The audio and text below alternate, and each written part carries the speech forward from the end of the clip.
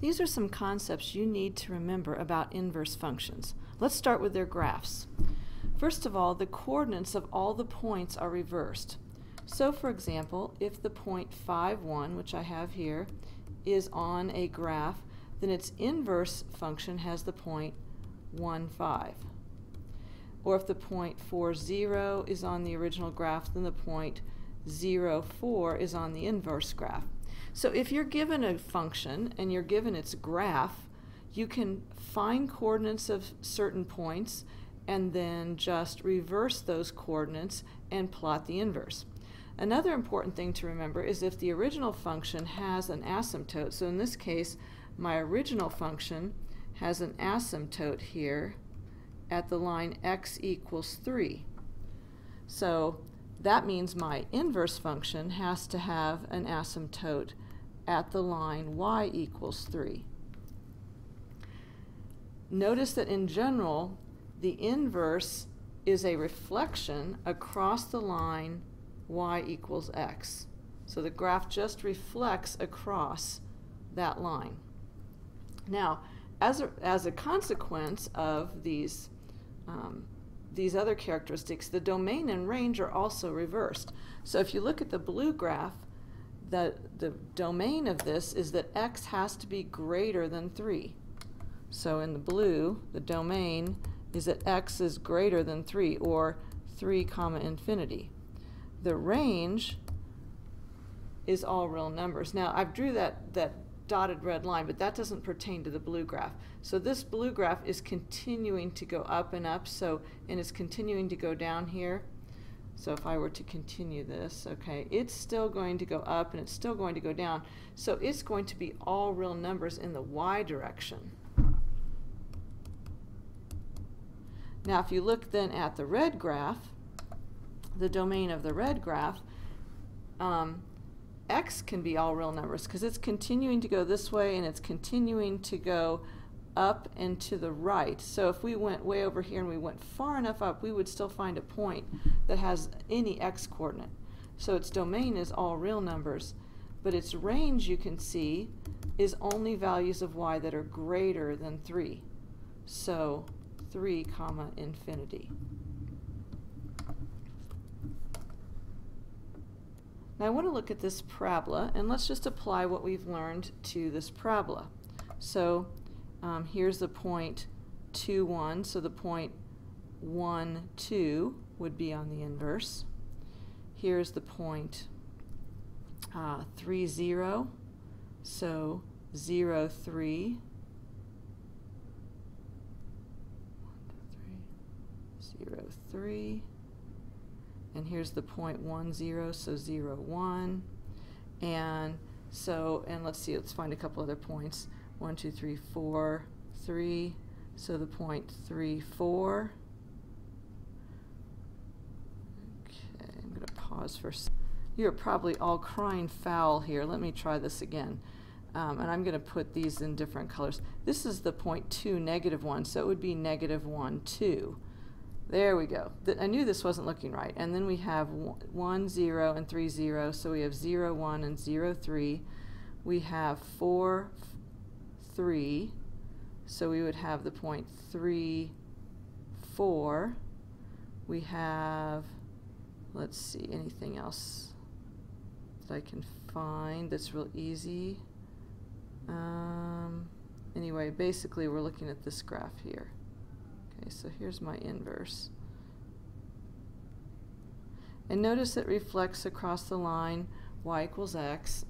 This isn't a terribly greatly drawn graph, but it looks basically like this. Now the problem is with this graph, the graph of the inverse is not a function. Notice that in this inverse graph, this black graph here that I drew sideways, each x can pair with more than one y. So we have a problem here.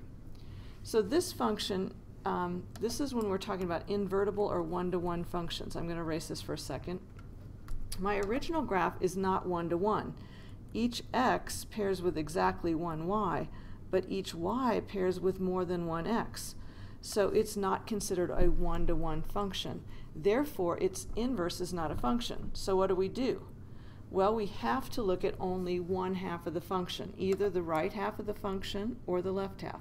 So let's just look at the right half of the function. This is the function for which x is greater than or equal to 2.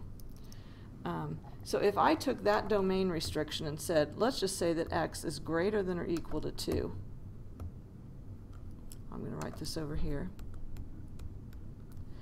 Then I'm only looking at values that are going to give me, I'm only going to be getting the right-hand side of this graph, so I'm only going to be getting, when I do the inverse, the upper side of the inverse. So I'm only going to be getting these points right here. Let's see, we had 4, 3, 3, 4. So I'm only going to be looking at this for the inverse. Okay, and you can see that the red graph and the red shaded part of the graph and the blue shaded part of the graph are inverses of each other. So sometimes you have to limit the domain of the original function in order for the function to have an inverse. Now, if I were to do the left-hand side, then I would be using, and you can hopefully see that this is a square root graph, it would be the negative square root. So how do you go about finding an inverse function? If you know an original function, how do you find it? How do you verify that it actually is a function? So let's take this value, f of x is equal to x minus 2 squared minus 1. And let's look at how we can find the inverse function and verify that it is an inverse. One way to find the inverse function is to actually switch the x and y. So let's replace the f of x with a y. And make sure that you do replace it. It doesn't just disappear. It is there. It is a y value. Let's switch the x and y. So we have x equals y minus 2 squared minus 1 and solve for y. So the first thing I would do is add 1 to both sides. And then I would take the square root of both sides. Now when I take the square root of both sides, it's either the positive or the negative square root.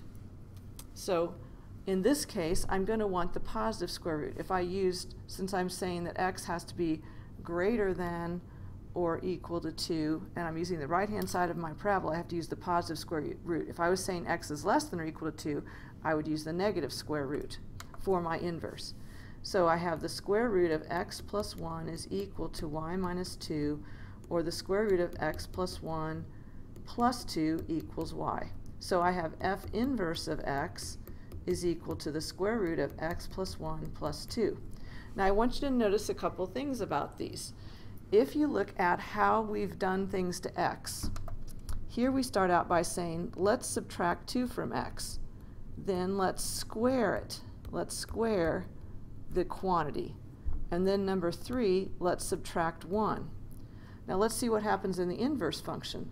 The first thing I do is add 1 to x. The second thing I do is take the square root of that quantity, and the third thing I do is add 2. Notice that I do the opposite operations, because the opposite of, or the opposite operation or the inverse operation to subtraction is addition.